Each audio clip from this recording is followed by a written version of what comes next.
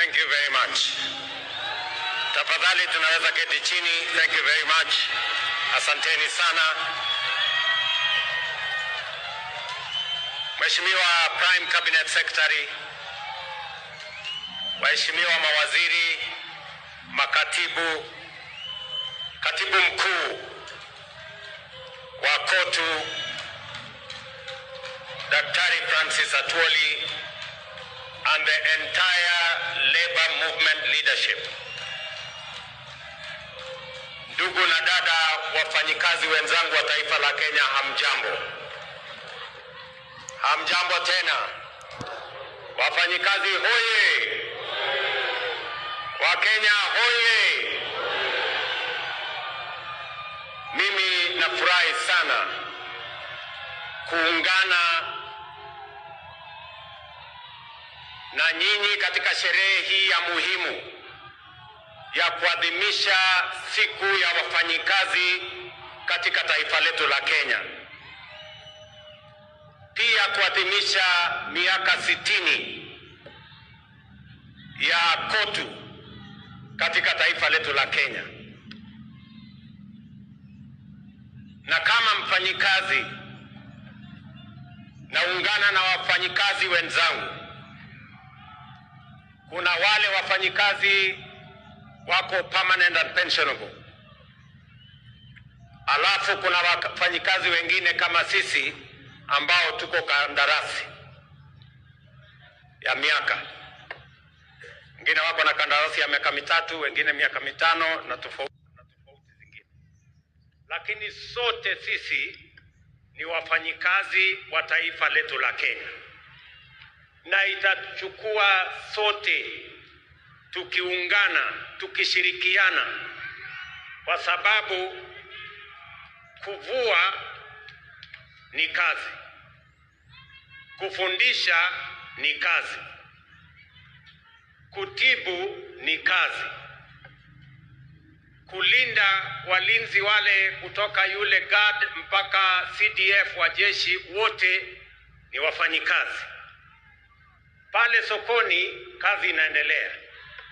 Kule viwandani ni kazi inaendelea na wafanyikazi. Kule mashambani vile vile ni kazi inaendelea na wafanyikazi. Sisi zote tukiunganika, tukifanya kazi kwa pamoja, ndio Kenya itapiga hatua ya kwenda mbele. Mimi leo napenda sana, huyu Atwoli alisema ataongea kwa kifupi. Akaongea kwa kifupi kweli. But wacha nisome taarifa nilio nayo, alafu nitasema mambo machache. I am honored, ladies and gentlemen, to join you today as we mark 60 years of tireless advocacy, solidarity, and progress in protecting the rights and welfare of Kenyan workers. International Labour Day grants a timely reminder of our constitutional and moral duty to uphold the dignity of labor without discriminating by age, gender, race, ethnicity, or ability, and to continually confront the evolving challenges facing our workforce. Self-reliance in production is the key to economic growth and resonates deeply with our collective national ambition. It calls on all of us as government, workers, entrepreneurs, and communities to champion a Kenya that is resilient, productive, and truly self-reliant. It is in this spirit that this week the Cabinet approved the 2025 Finance Bill, a key instrument in our ongoing national economic transformation quest. This bill has been carefully crafted to stimulate economic growth, deliver efficiency, and enhance competitiveness and expand opportunity. In fact, its provisions are designed to offer targeted relief for both businesses and workers, and to support the spirit of enterprise and productivity.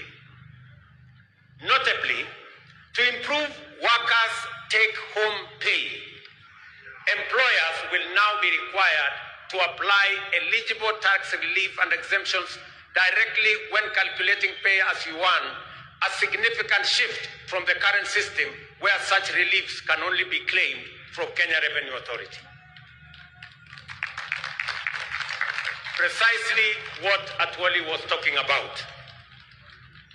I think he read my speech, and that is why he was raising those issues.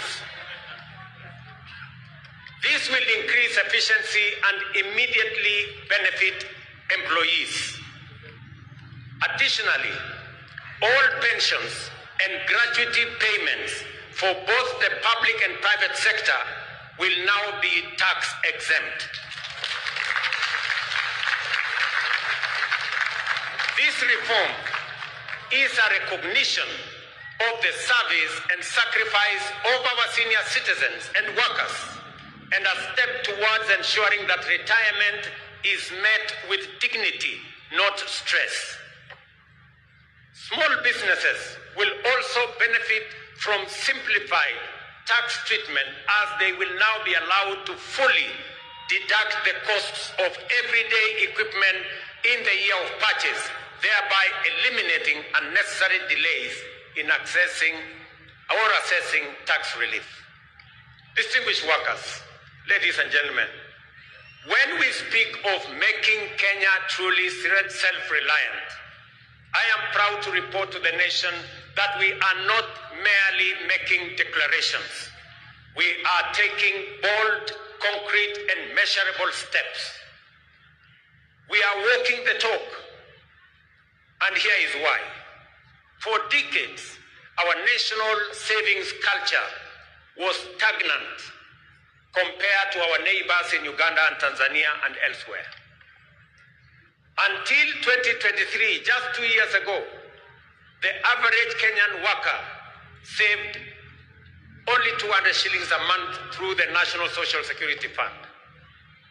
Over a span of 60 years, we collectively as a nation managed to save 320 billion.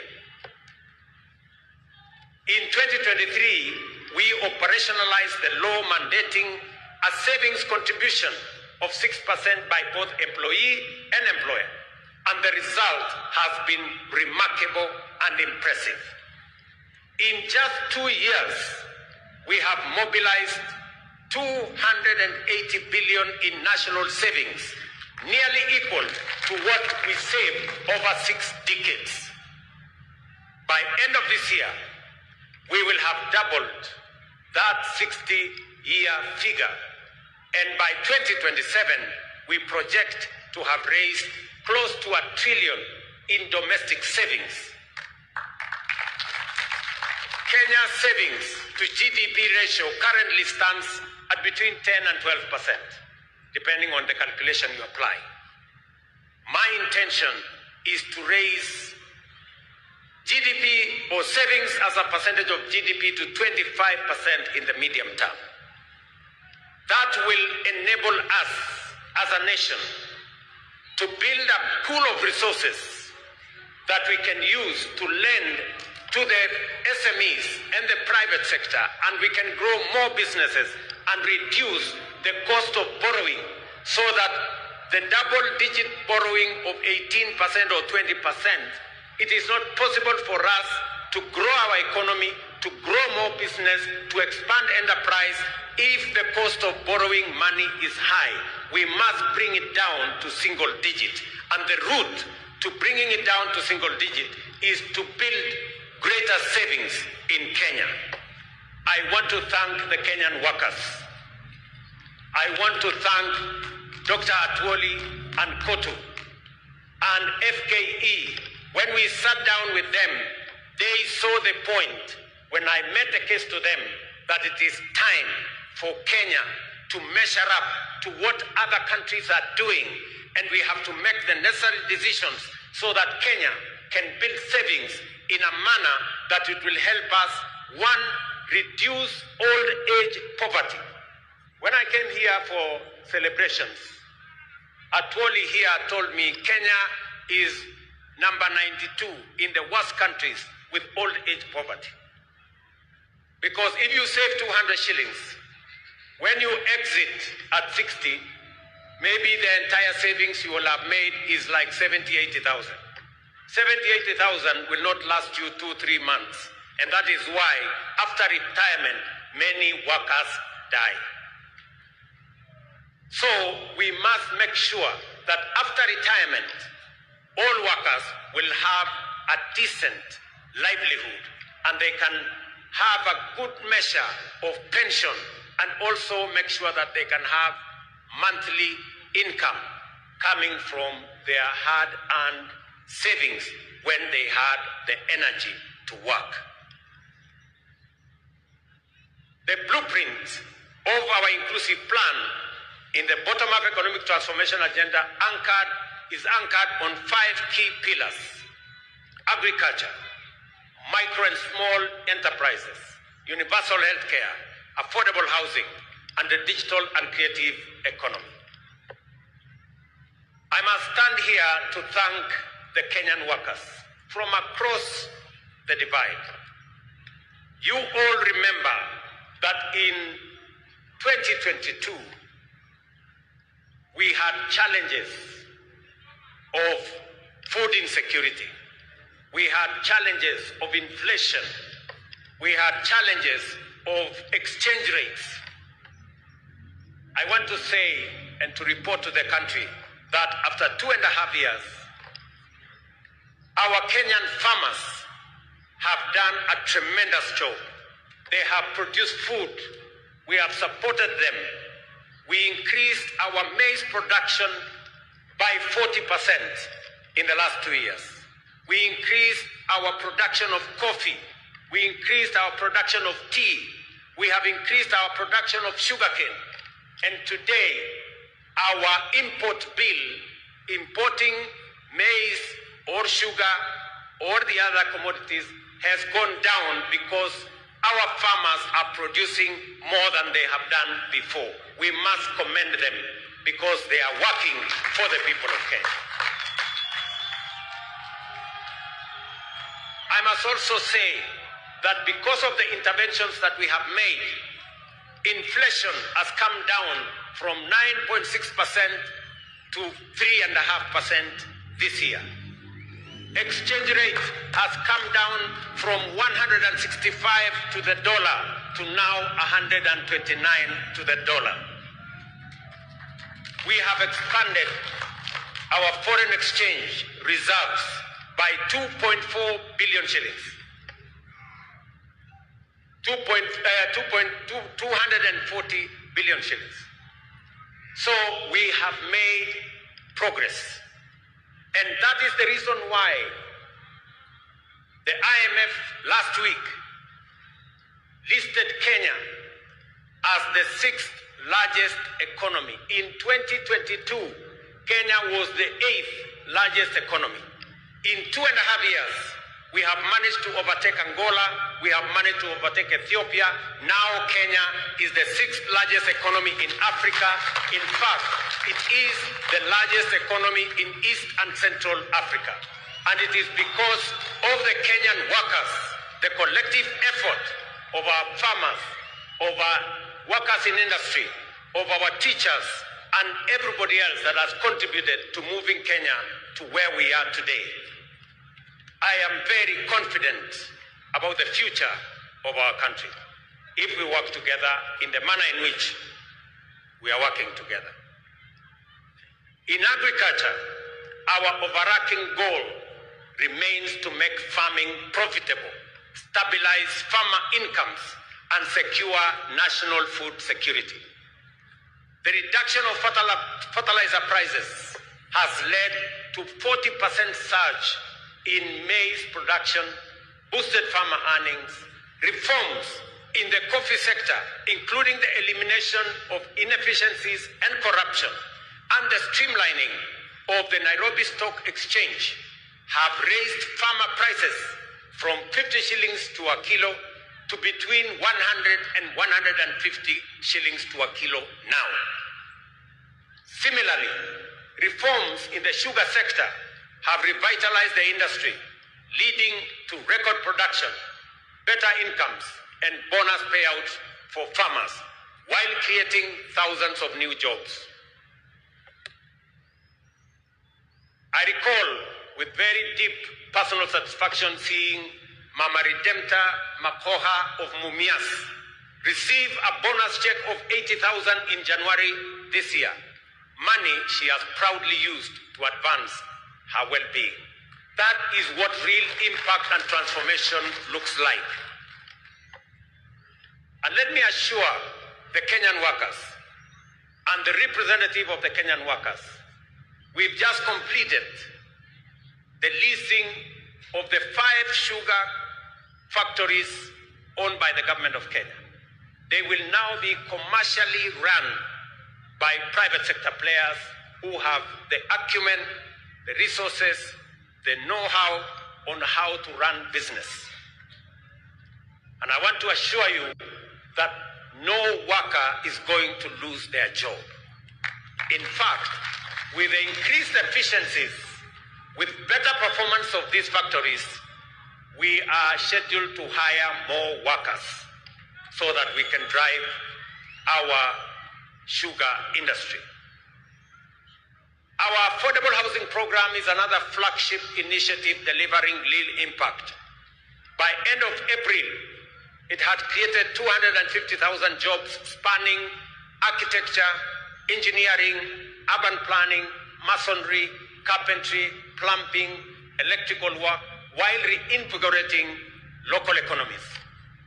I proudly saw workers from affordable housing in this meeting, and I want to commend them for the transformation they are carrying out in the Republic of Kenya, not just in Nairobi, but everywhere else.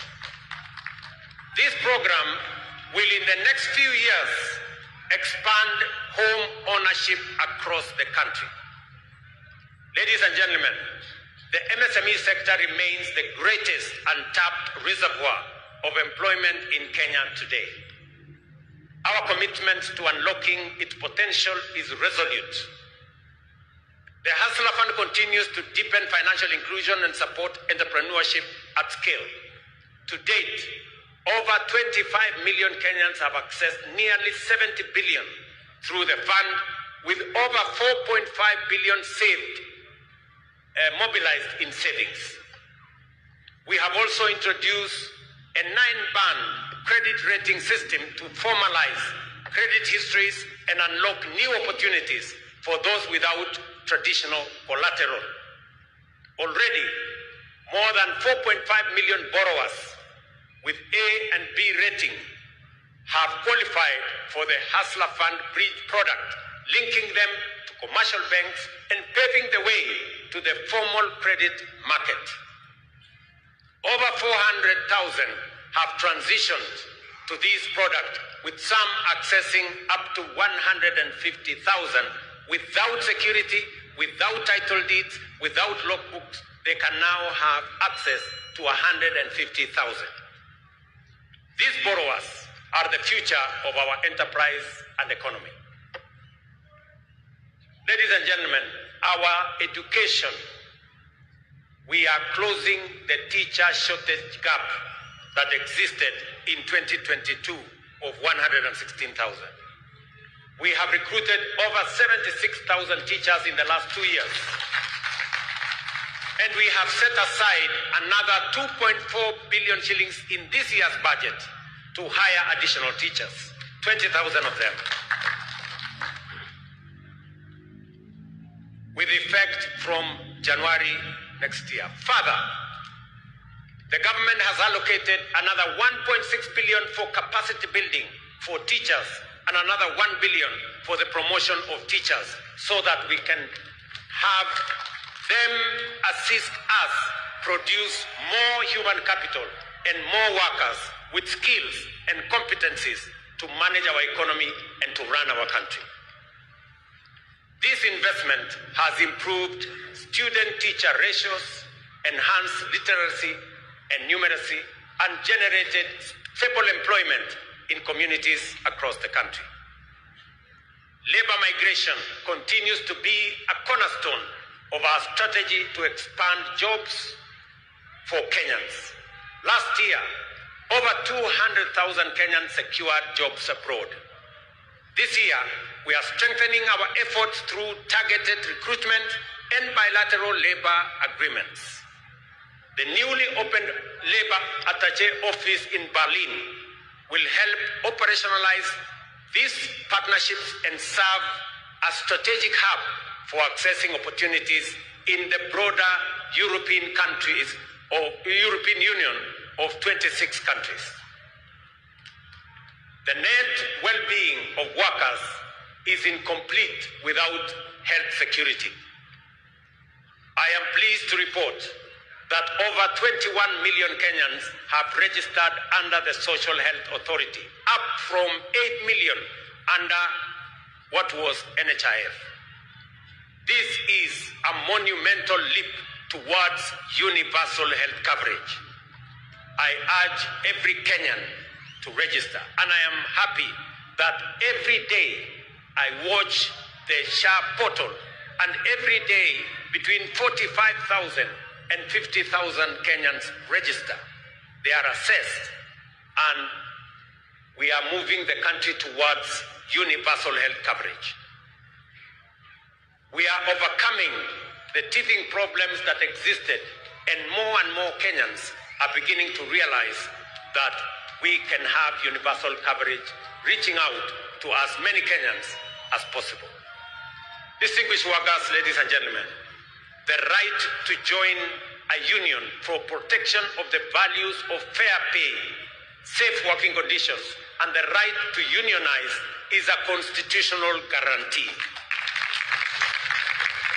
I have directed the Ministry of Labor and all relevant agencies to ensure that even employees under outsourced contracts can freely join trade unions and benefit from collective bargaining frameworks. Additionally, I am also pleased to announce that Kenya will ratify the two critical ILO conventions.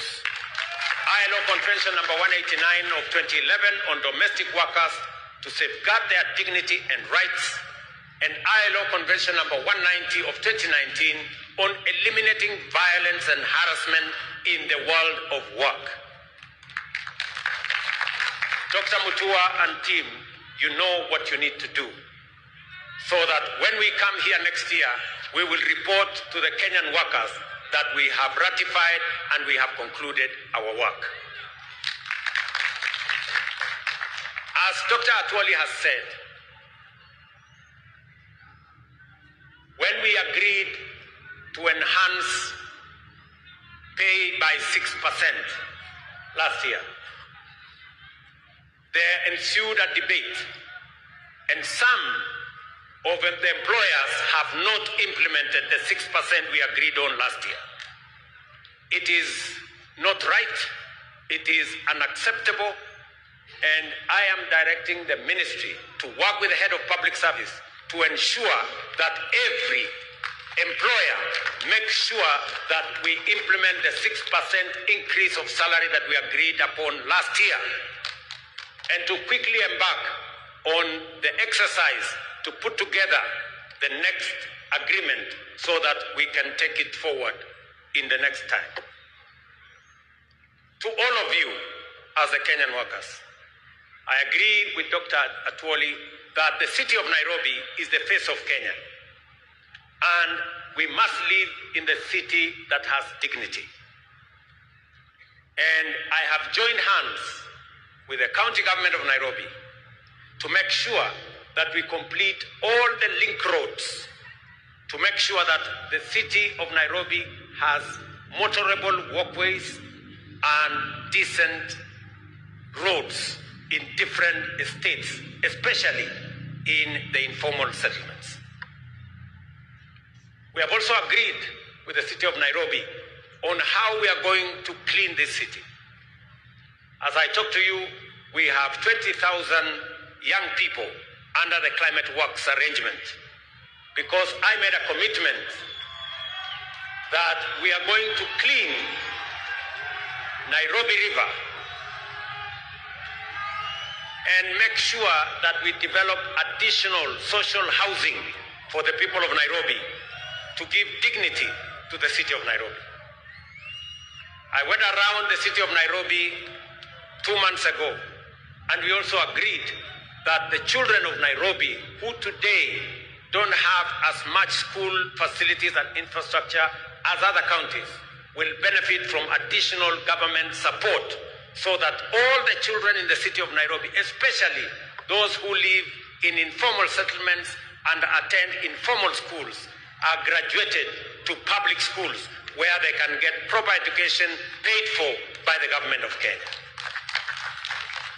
I want to thank the members of Nairobi, the members of parliament from Nairobi County, and some of them are here, for the partnership that we have worked on to make sure that both the children of Nairobi go to school and the city of Nairobi benefits from the Climate Works program that will employ more young people.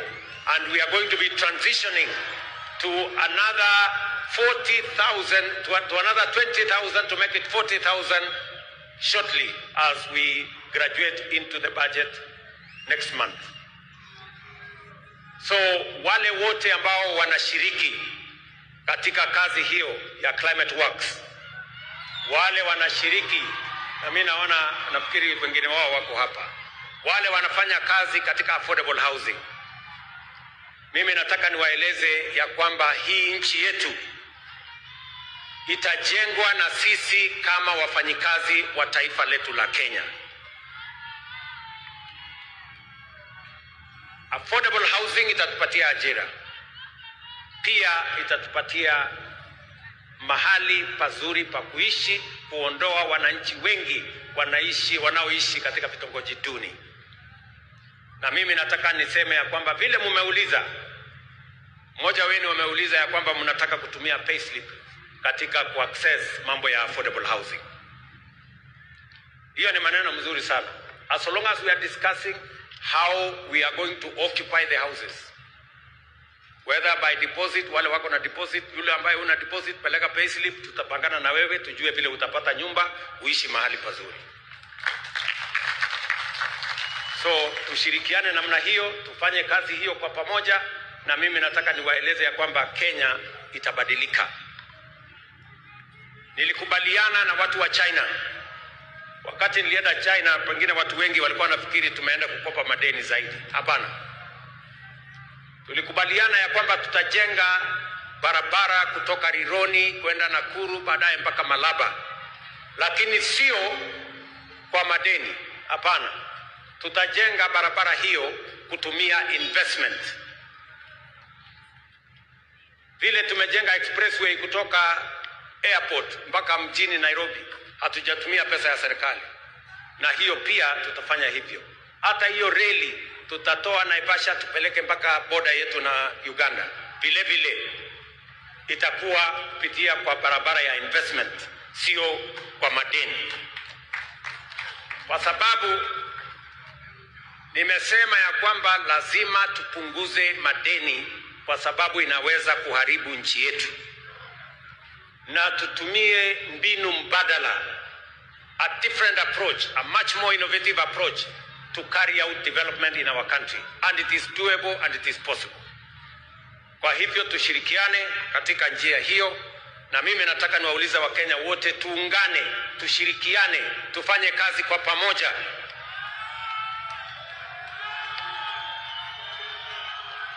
Uchaguzi inakuja 2027. Na Wakenya wataamua mambo ya uchaguzi 2027. Kwa sasa tushirikiane, kila mtu afanye kazi mahali ameajiriwa. Ikifika wakati huo kutakuwa na mtihani. 2027 kutakuwa na mtihani. Wale watapita mtihani wataendelea. Wale wataanguka mtihani wataenda kulima, na dunia itasonga mbele.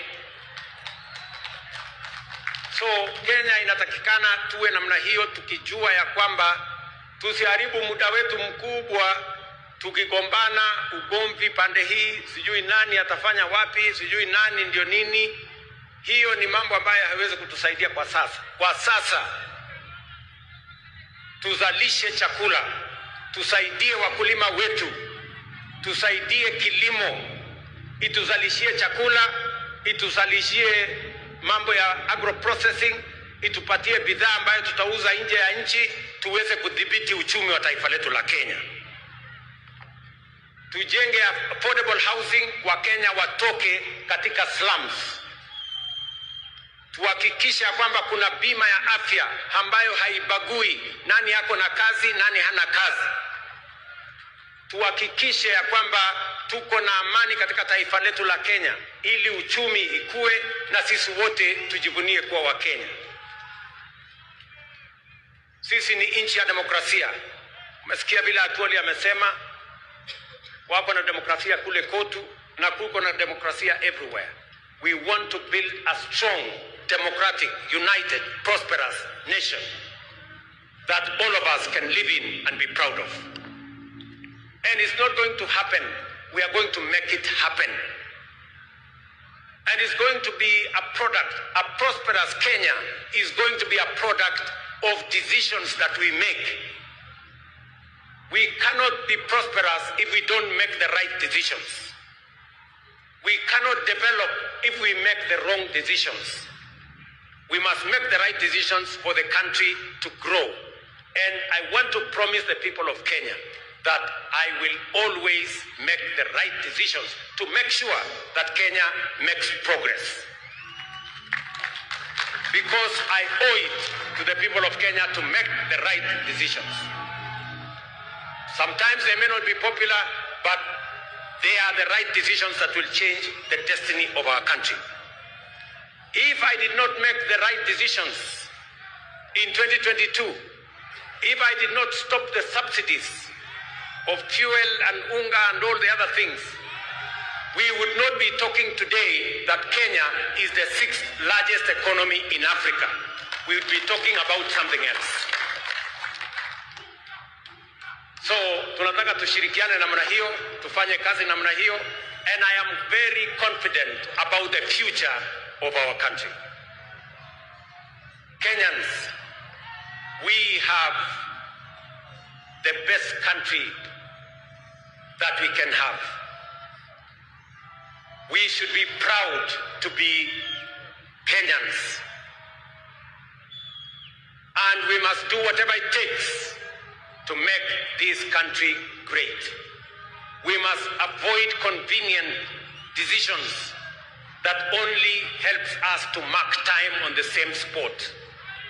We must make the decisions that will make Kenya progress and move forward. And I want to assure you that as long as I'm president, I will make the right decisions that will make this country move forward, because I believe in the prosperity of our nation. I want to thank all of you for joining us today in this wonderful celebration of 60 years of Kotu, and to commit to you that we are going to work together as partners in building our nation. I want to say thank you very much. God bless you, and happy Labor Day. Asanteni sana.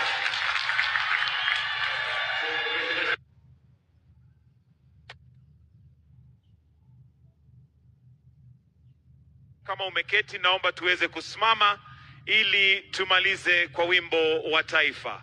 Kama kuna mahali umeketi, tafadhali tusimame sote, tusimame wima, tumalizie kwa wimbo wa taifa.